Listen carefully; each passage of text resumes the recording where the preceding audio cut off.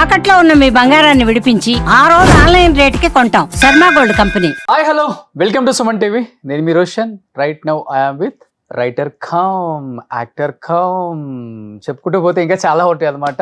ఈ is none other than great actor, అంతకు మించి గ్రేట్ హ్యూమన్ బీయింగ్ హర్షవర్ధన్ గారు. నమస్తే అండి. Thank you Roshan. నమస్తే. ఎలా ఉన్నారు? Super. Finally we met. Frame లో నిండుగా కనిపిస్తున్నారు. అదే మా సీటుకు న్యాయం చేస్తున్నారు. అదే కాలు ఎరగడం వల్ల కూడా ఒక, కానీ ఇలా ఉంటేనే బాగున్నారు. ఎందుకో అప్పీలుగా ఉంటే పెద్దగా అనిపించింది. ఏమో మరి తెలియదు. అంటే అంటే definition of beauty or good looking thing అన్నది ఎప్పుడు మారుతూ వస్తుంది సినిమాలో. లైక్ యూ సెడ్, ఇప్పుడు ఇంత వెయిట్ పెట్టుకొని నేను అన్ని చేసిన పోలీస్ ఆఫీసర్ రోల్స్. అవును.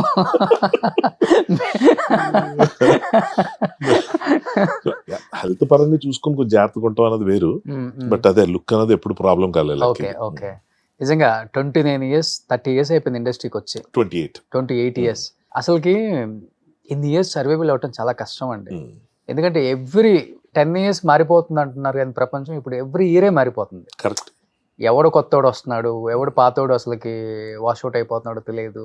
నిజంగా ఇతను ఉన్నాడా లేదా అని తెలుసుకోవడానికి కూడా టైం పడుతుంది మాకే. అందుకనే మేము తవ్వకాలలో చాలా మందిని అక్కడ ఇక్కడ వెతికి తీస్తున్నాం. అవును, అట్లీస్ట్ వీళ్ళు ఉన్నారు, వీళ్ళకి లైఫ్ ఇవ్వండి. ఎందుకంటే ఒకప్పుడు బాగా బతికిన వాళ్ళు అడగటానికి మొహమాటం. అది ప్రౌడ్ కాదు, అది అంటే అంటే గర్విష్టి ఏం కాదు. పాపం అడగాలంటే బాధ. ఒకప్పుడు ఇలా చేసాం, ఇలా బతికాం, ఇలాంటి సినిమాలు చేసాం, అలాంటి క్యారెక్టర్స్ చేసాం, ఇప్పుడు మనం వెళ్ళి అయ్యా ఒక క్యారెక్టర్ అయ్యా అని అడగలేక చాలా మంది ఇబ్బంది పడుతున్నారు. అలాంటి ఒక జనరేషన్లో మనం బతుకుతున్నప్పుడు 30 సంవత్సరాలు ఒక ఆర్టిస్ట్ ఎటువంటి సపోర్ట్ లేకుండా వచ్చి నిలబడి ఏది దొరికితే అది ముందు నిలబడాలి, స్టాండ్ అవ్వాలి, మనకంటూ ఒక గుర్తింపు రావాలి, ఇండస్ట్రీ గుర్తించాలి. ప్రజలు పక్కన పెట్టండి, ఫస్ట్ ఇండస్ట్రీ గుర్తించాలి అన్న ఒక అది మోటో మైండ్లో పెట్టుకొని చేయటం నిజంగా ఒక మెయిల్ ఆర్టిస్ట్కి చాలా చాలా కష్టం. I know that pain. కానీ మీరు పడ్డ పెయిన్ అంటే ఏమని చెప్తారు అసలుకి? First of all I want appreciate you Roshan. ఎందుకంటే ఇంత మంచి పాయింట్ ఇది, అది నా మైండ్లో ఉండిపోయింది, అందుకే చెప్తున్నాను. ఎలాగైతే దూరం అయిపోయిన యాక్టర్స్ అందరినీ వెలికి తీసి మళ్ళీ పరిచయం చేసే పని పెట్టుకున్నారో, నాకేమనిపిస్తుందంటే నాకు అవకాశం కావాలి అని అడగడం చాలా కష్టం ఎవరికైనా కూడా. ఇతనికి అవకాశం ఇవ్వడానికి పక్కోళ్ళ గురించి చెప్పడం చాలా ఈజీ, అది చాలా హెల్దీ కూడా. సో ఇంత మనం అడిగితే ఎవరేమనుకుంటారనో, లేకపోతే అడిగినా దొరకకపోతే అదో బాధ, కనీసం అడగలేదు కాబట్టి మనకు రావట్లేదు అన్న తృప్తితో బతికేయటం అన్నది చాలా మంది కళాకారులు చేస్తారు. మీరు కూడా చూసే ఉంటారు. ఆబ్వియస్లీ మనం ఇప్పుడు ఎవ్రీ డే మనకు కనిపించే యాక్టర్స్ లో కూడా అరే ఇతను సడన్గా ఎందుకు కనుమరుగైపోయాడు అనిపిస్తుంటుంది. అదే అంటాను, వచ్చిన వాళ్ళకి ఎందుకు ఆపర్చునిటీస్ వస్తున్నాయో తెలియదు, పోయిన వాళ్ళకి ఎందుకు పోతాయో తెలియదు. That is cinema.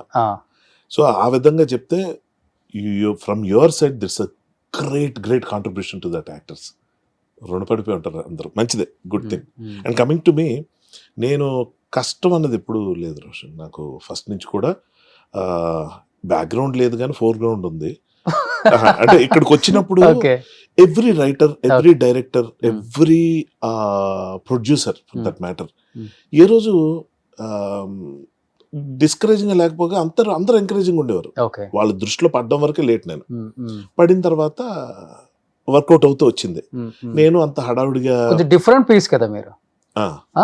అంటే ఎలా నాకు తెలియదు కంపేర్ టు అదర్ వాళ్ళ మేనరిజం కానీ, లేకపోతే ఫేస్ కానీ, లేకపోతే వాయిస్ కానీ కొంచెం మీది డిఫరెంట్. అందరూ డిఫరెంట్ ఉంటారేమో కదా రోషన్, నాకు తెలియదు. అంటే నేనేంటంటే నేను చదువుకొని రాలే, అంటే సినిమా గురించి చదవటం, థియరీ అవి తెలియదు నాకు.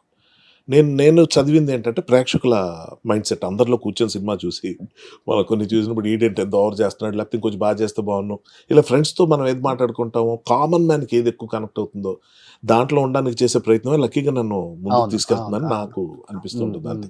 ఓకే, ఇప్పుడు మనశంకర్ వరప్రసాద్ నిజంగా సినిమా చూస్తుంటే పిచ్చిగా ఎంజాయ్ చేస్తున్నారు అందరూ. అంటే కామెడీ సినిమాలు కూడా అందరూ తీస్తారు, అది పెద్ద గొప్ప కాదు కామెడీ సినిమాలు తీయటం. కానీ కామెడీ సినిమాని తీసుకెళ్లే విధానం ఉంటుంది చూసావా, అది చాలా చాలా చాలా చాలా కష్టం. అనిల్ రావిపూడి గారు సక్సెస్ అవడానికి వన్ ఆఫ్ ద రీజనే ఇది. దానికి ఎంత బుర్రగా పదును పెట్టాలో ఒక డైరెక్టర్ గా అతనికే తెలుసు పాపం.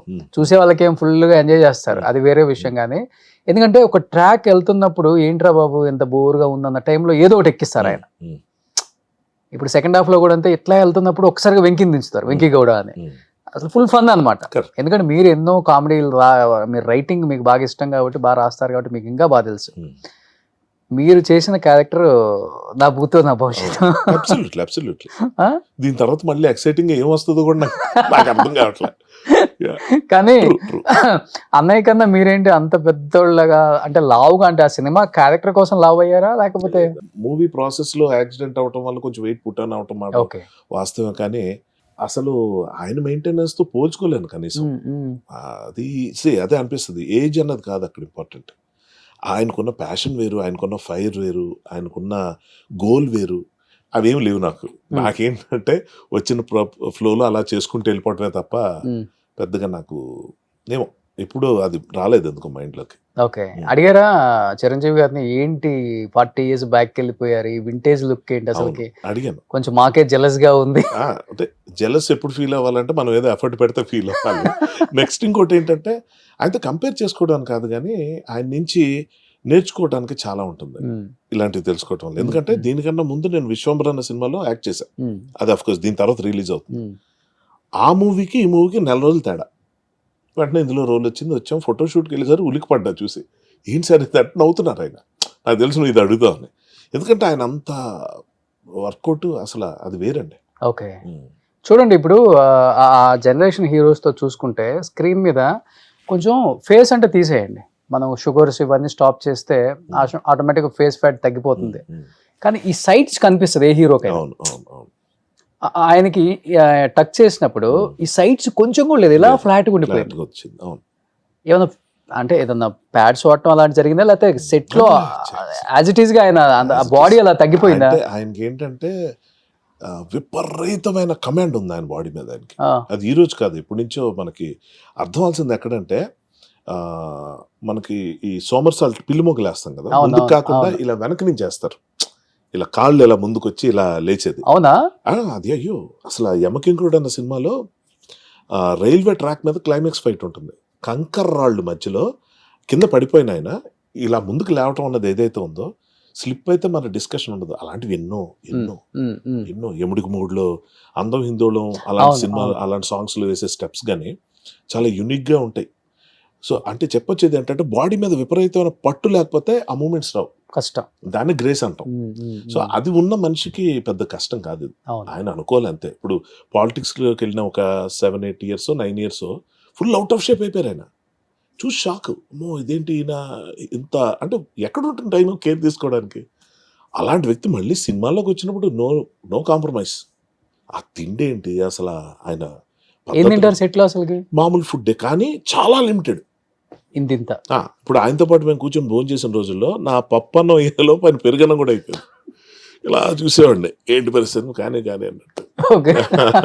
మంచి టేస్టీ ఫుడ్ వస్తుంది వాళ్ళ ఇంటి నుంచి. మేమంతా ఎంజాయ్ చేస్తుంటాం. నేను కొంచెం ఎక్కువ ఎంజాయ్ చేస్తున్న ప్రాసెస్ లో కంపెనీ దొరికింది కదా, ఆయన నేను కూర్చుంటే ఓపెనింగ్ సీన్ లోనే క్లైమాక్స్ అయిపోయింది. లేదు చాలా విపరీతం కంట్రోల్ అండ్ వర్కౌట్ చేసే తీరు కూడా. వర్షం పడింది, షూటింగ్ క్యాన్సిల్ అయింది, ఇవాళ కొంచెం అరగంట లేట్గా లేద్దాం. ఊరికే ఎవరండి మెగాస్టార్లు, ఊరికే ఎవరు. గ్రేట్. అయితే ఈ జర్నీలో బాగా నేర్చుకున్నారు మీరు చాలా. 200% ఫాలో అయ్యారా? డెఫినెట్లీ అవుతున్నాను, ఇప్పుడు అవ్వాలి. నాకేంటంటే ఇట్స్ నాట్ లైక్ ఇలాగుంటే నాకు రోల్స్ మంచిగా దొరకవా, సన్నగా ఉంటే దొరికేస్తాయా, లేకపోతే మసిల్స్ ఉంటాయో, ఇవి నేను నమ్మను. ఫస్ట్ ఆఫ్ ఆల్ నేను హ్యాపీగా, మీరు ఒక రోల్ నాకు ఇస్తే అది మీకు నచ్చే విధంగా నేను చేస్తున్నాను లేదా, మీరంటే డైరెక్టర్ ఫస్ట్ ప్రయారిటీ అది. ఆ తర్వాత పీపుల్ ఆడియన్స్ చూసి మనల్ని ఎంకరేజ్ చేస్తే హ్యాపీ, లేకపోతే ఇంకోసారి ట్రై చేయటం. ఓకే. కానీ నాకు నా లుక్ మీద కొంచెం బోర్ కొట్టింది అనుకోండి. ఫర్ ఎగ్జాంపుల్ ఇప్పుడు చూసి అన్ని సినిమాల్లో ఒకలాగా ఉన్నాను, కొంచెం ఏదో మారుద్దాం, హెయిర్ స్టైల్ మారుద్దాం, లేకపోతే వెయిట్ కొంచెం రెడ్యూస్ అవుదాం. ఆ ప్రాసెస్లో ఆలోచించి ఓ ప్రోగ్రామ్ స్టార్ట్ చేశాను. ఓ 3 monthsలో I will give a little surprising look. But the point is ఆయన మోటివేషన్ దానికి. ఓకే.